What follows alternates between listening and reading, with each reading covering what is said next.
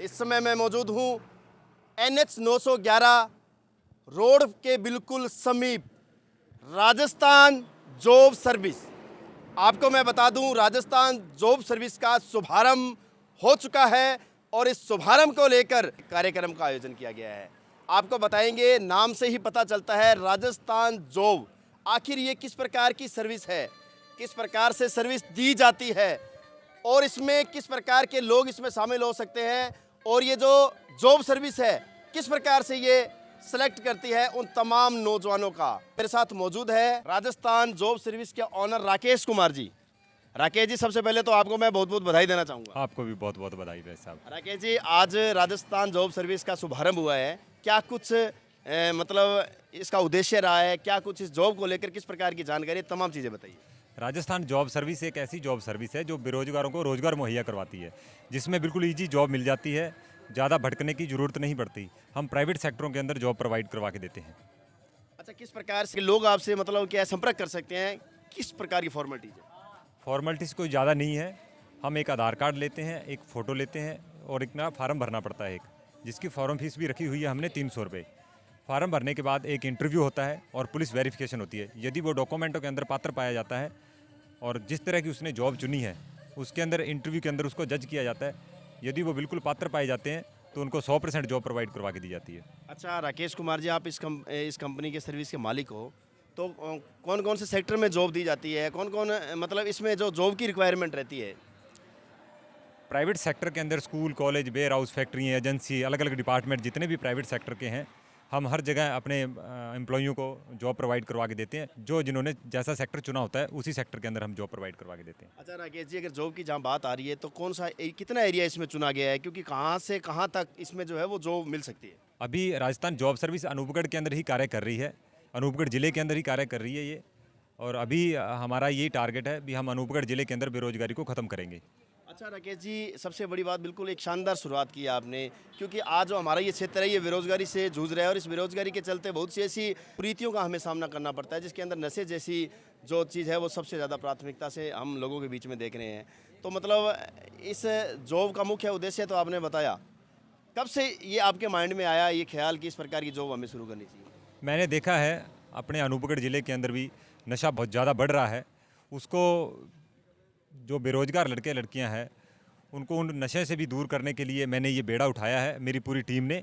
और हम जल्द ही इसके अंदर अपना जो टारगेट हमने अचीव करना है उसको हम अचीव करेंगे और अनूपगढ़ के अंदर बेरोजगारी को ख़त्म करेंगे। अच्छा, अभी जहाँ बात आती है लड़कियों की, मैं देख पा रहा हूँ मेरे साथ कुछ लड़कियाँ भी खड़ी है और लड़कियों का अपना जो इलाका है उसमें कहीं ना कहीं आज हर घर में एक जॉब की ज़रूरत है, ऐसी चीज़ें सामने आ रही है। तो वहाँ लड़कियों को जॉब की बड़ी आवश्यकता है, लेकिन एक ये चीज़ भी देखने देखने वाली बात है कि लड़कियाँ ज़्यादा दूर नहीं जा सकती, बाहर भेजने में परेशानियाँ होती है, कि उसको लेकर कितनी दूरी तय की गई है और किस प्रकार की? ये आपने बहुत अच्छा सवाल किया है रमेश जी। मैं आपको बता दूं, हम प्राइवेट सेक्टर के अंदर जो भी जॉब प्रोवाइड करवा के देते हैं हम लोकल एरिया के अंदर ही जॉब प्रोवाइड करवा के देते हैं। वैसे तो हमने 40 किलोमीटर तक का दायरा रखा हुआ है इसके अंदर, परंतु जो लड़कियां हैं उनको हमने लोकल एरिया के अंदर ही कार्य देने का प्रण लिया है। और बहुत कार्य हैं जो प्राइवेट सेक्टर के अंदर लड़कियों की भी ज़रूरत है। दुकानदार है, ऑफिस के वर्कर हैं, जैसे भारत फाइनेंस है और अलग अलग डिपार्टमेंट जितने भी प्राइवेट बैंक हैं उनके अंदर भी हम अपने एम्प्लॉइयों को लगा रहे हैं। अच्छा राकेश जी, एक सबसे बड़ी बात जो सामने आती है वो है कि फ्रॉड की। आमतौर पर देखी गई ऐसी कुछ चीज़ें फ्रॉड के रूप में भी सामने आती है, जिसमें आज की जो पीढ़ी है, आज के जो ये इलाका जो है वो बिल्कुल जैसा कि बेरोजगारी से ग्रस्त है, किसान लोबी है, तो वो इस चपेट में आ जाता है। तो किस प्रकार से आप पर भरोसा किया जा सकता है, किस प्रकार के डॉक्यूमेंटरी तौर पर आप मजबूत हो ताकि लोग आप पर भरोसा करें और आपकी इस जॉब को? बिल्कुल बिल्कुल रमेश जी, मैं आपको बता दूं, हम भारत सरकार से प्रमाणित हैं, हमने रजिस्ट्रेशन करवाया हुआ है और हम ऐसे ही एम्प्लॉय को जॉब नहीं दे देते, हम उनकी भी पुलिस वेरिफिकेशन करवा के देते हैं। सारी जिम्मेवारी राजस्थान जॉब सर्विस की इसके अंदर रहती है।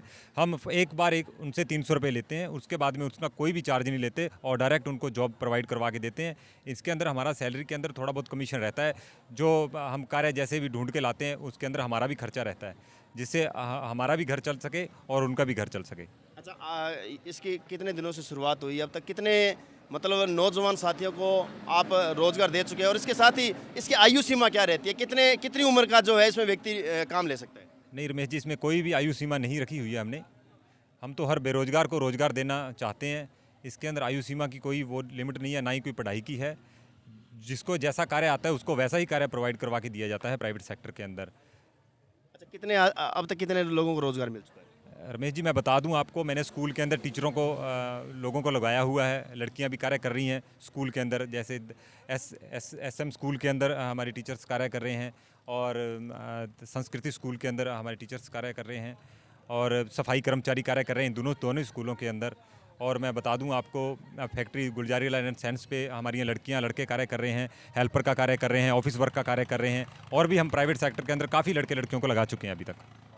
शुक्रिया राकेश जी, बहुत बहुत धन्यवाद। और इसके साथ ही मैं आपको ढेर सारी शुभकामनाएं देता हूं कि इस प्रकार का ये जो कार्य आपने शुरू किया है ये बुलंदियों को छुए और आपको कामयाबी हासिल हो और नौजवान बेरोजगार लोगों को रोजगार मिले। बिल्कुल रमेश जी, आपका भी बहुत बहुत धन्यवाद, आपके चैनल का भी बहुत बहुत धन्यवाद, जिन्होंने इतना समय हमारे लिए निकाला, उनके लिए धन्यवाद।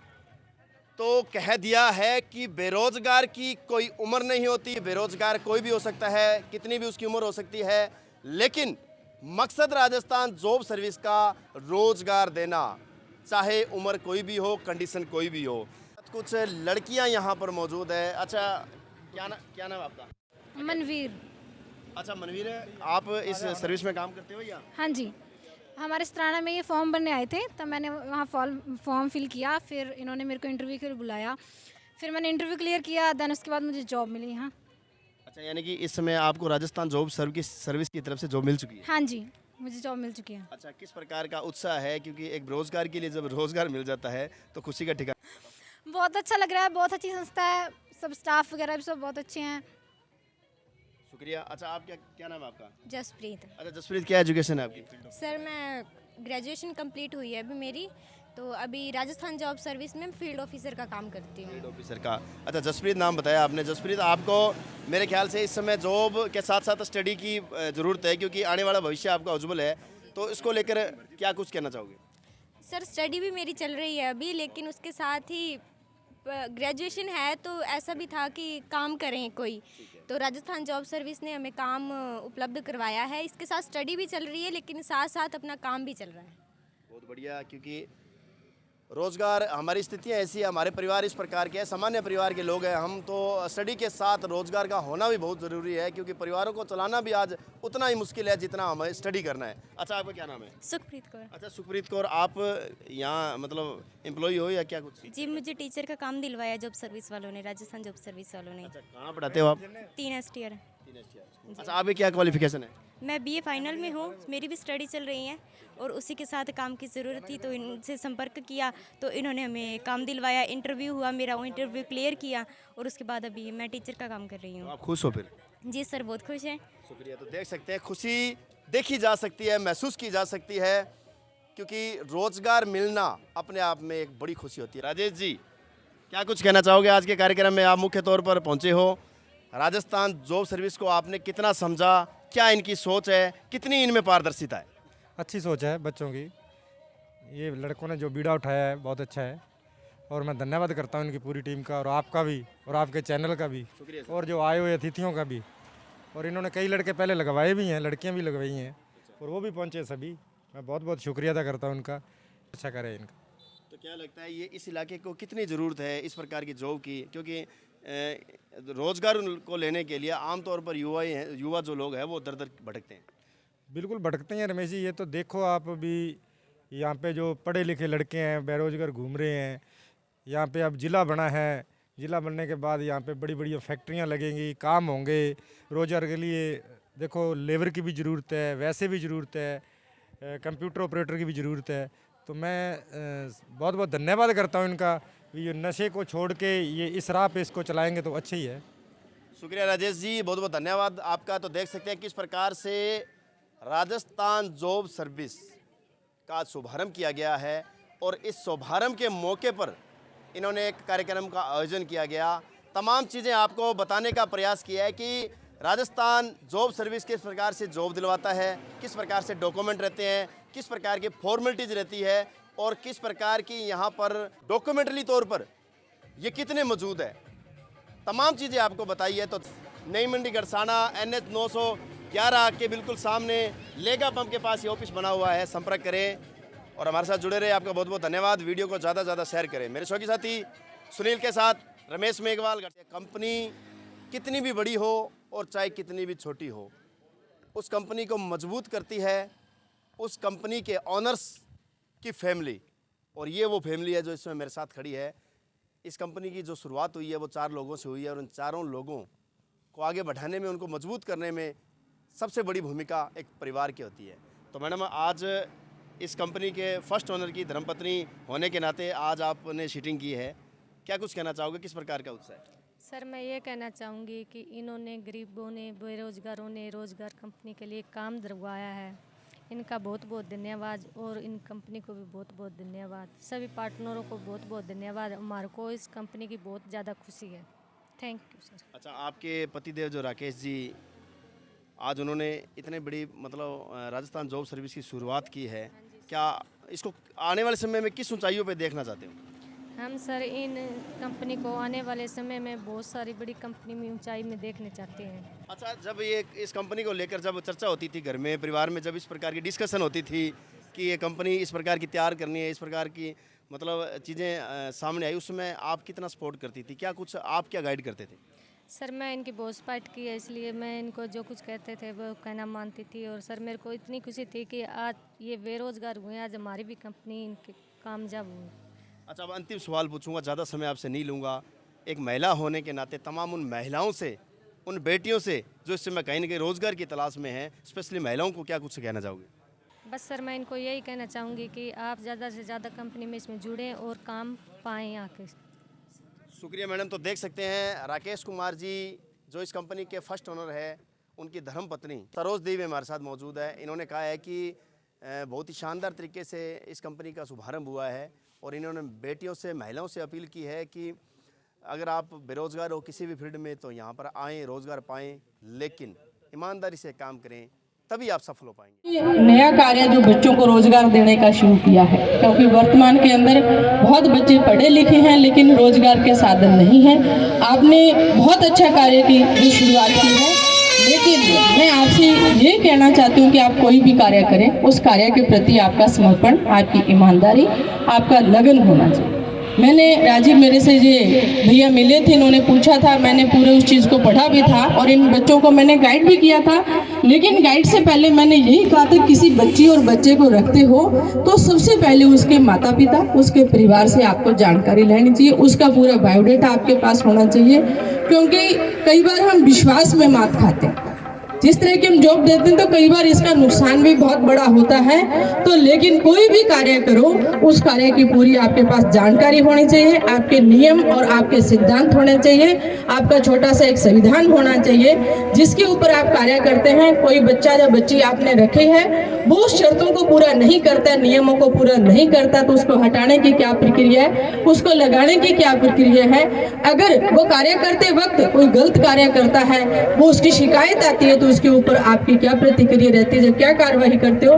तो ये छोटे छोटे हमारे नियम होते हैं, क्योंकि आज किसी को जरूरत है किसी कार्य की, किसी घर के अंदर जा किसी ड्राइवर की जरूरत है किसी को, वो आपके विश्वास के ऊपर आपसे जहां बच्चा लेके जाता है वो वहां कार्य करता है। लेकिन वो बच्चा कैसा है, कैसा नहीं है, उसकी क्या रिपोर्ट है, उसका फैमिली बैकग्राउंड क्या है, ये चीज़ें आपके पास पूरा का पूरा होना चाहिए। जो मेरी छोटी सी जानकारी है, जो व्यक्तिगत राय है, क्योंकि जब तक पूरी रिपोर्ट आपके पास नहीं होगी तो आप से मैं यही कहूँगी कि आप उस बच्चे को आगे मत भेजिए। पूरे बायोडाटा लेके, पूरी रिपोर्ट लेके, पूरे नियम और कायदे में उस बच्चे को बांध के आप आगे भेजिए, ताकि आपका जो नया फील्ड है, क्योंकि कार्य की शुरुआत करने भी बहुत बड़ी मुश्किल होता है, लेकिन शुरुआत करने के बाद उस कार्य को संचालन करना बहुत बड़ी बात है। आप किसी कंपटीशन की तैयारी करते हो, आपको जॉब मिल जाता है, लेकिन जॉब मिलना, जहाँ कहते हैं कि हमारा राजनीतिक फील्ड, हम सरपंच की भी तैयारी करते हैं, हम सरपंच बन जाते हैं, बनना आसान है, बनाकर उस सिस्टम को चलाना उससे भी बड़ी आपके लिए चुनौती होती है। तो मेरा आप सभी से यही निवेदन है कि आपने बहुत अच्छा, जो बेरोजगार भाई हैं, जो हमारी बहनें हैं, उनको रोजगार देने का जो कार्य किया है आपने, तो मैं आपको हार्दिक शुभकामनाएं, बधाई देती हूँ कि आपके जो कार्य है, जो आपने रोजगार के 10 बच्चों को रोजगार देते हो, 10 घरों का आप उजाला करते हो, तो ये बहुत बड़ी आपके लिए उपलब्धि होगी। लेकिन आपके कार्य के प्रति पूरी ईमानदारी होनी चाहिए, आपकी लगन होनी चाहिए, तब जाके आप लोग सफल होंगे।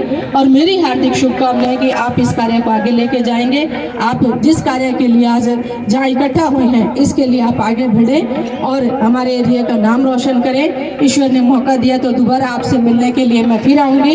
इन्हीं शब्दों के साथ आप सभी को बहुत बहुत बधाई, हार्दिक शुभकामनाएं। मेरी बच्चियाँ खड़ी हैं तो बच्चियों से ये मेरा निवेदन है कि बेटा कार्य बड़ा और छोटा नहीं होता है। हमने भी बहुत संघर्ष किया, आज इस मंच से खड़ी हूँ तो हमने बिल्कुल ज़मीन से उठ कर ये शुरुआत की थी। मेरे हस्बैंड ने बिल्कुल ज़मीन से उठ कर शुरुआत की थी, खेतों में भी काम किया, हम लोगों ने दिहाड़ी भी की है, बहुत सा कार्य किया, लेकिन जो कार्य किया उसके प्रति हम ईमानदारी से रहे। एक ईमानदार और लगन और मेहनत से हमने कार्य किया। तो आज आपके सामने मैं खड़ी रह के इस मंच से बोलती हूँ। तो मैं आपसे भी कहती हूँ बेटा घर से सीधे आओ, सीधे जाओ, अपने माता पिता का नाम रोशन करो। ऐसा कोई कार्य मत करो जिससे आपके ऑफिस को आपने जिनको आपको जो जॉब दे रहे हैं उनको किसी कारण से शर्मिंदा होना पड़े या किसी तरह की शिकायत नहीं होनी चाहिए। अच्छे कार्य करते हुए बेटा आगे बढ़ो। इन्हीं शब्दों के साथ बहुत बहुत धन्यवाद आपकी पूरी टीम को जिन्होंने मुझे बुलाकर मान और सम्मान दिया। इसके लिए मैं आपकी आभारी रहूँगी। जय हिंद, जय भारत।